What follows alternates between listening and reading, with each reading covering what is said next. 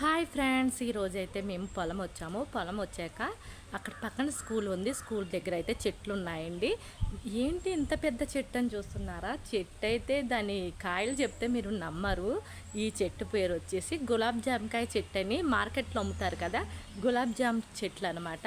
కానీ చెట్టు ఒకటి ఇలాగ ఉందంటే నేను చాలా ఆశ్చర్యం. గులాబ్ జామకాయ చెట్లు అంటే చిన్న చిన్న చెట్లు అనుకున్నా, కానీ ఇంత పెద్ద చెట్లు ఉంటాయని అనుకోలేదండి. దీని కాయలు, దీని పువ్వులు అయితే మీకు చూపిస్తాను. ఇది ఎప్పటి నుంచో, కానీ నీడ కూడా వేసవకాలం మంచి నీడ కూడా వస్తుంది. ఈ చెట్టు కిందే మేము భోజనాలు చేసాం. చెట్టు నాతో పాటుగా మీకు చూపిద్దామని నేను ఈ వీడియో అయితే చేశాను. నచ్చితే లైక్ చేయండి. జామకాయ చెట్టు అయితే చూడండి, ఇదిగో జామకాయ చెట్టు, గులాబ్ జాములు అనమాట. కాయలు చూసారా ఎక్కడెక్కడ ఉన్నాయి.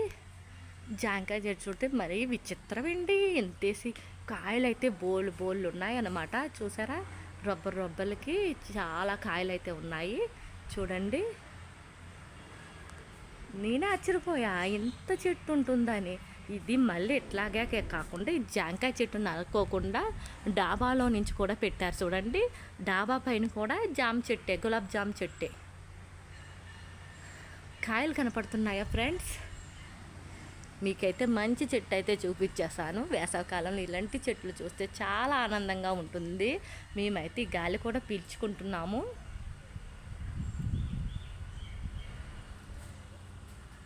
ఈ వీడియో నచ్చితే లైక్ చేయండి, మరొకరికి షేర్ చేయండి. గులాబ్ జామకాయ చెట్టు మీకు నచ్చిందన్నది, మీకు తెలుసు అన్నది కూడా కామెంట్ చేయండి. Bye bye friends.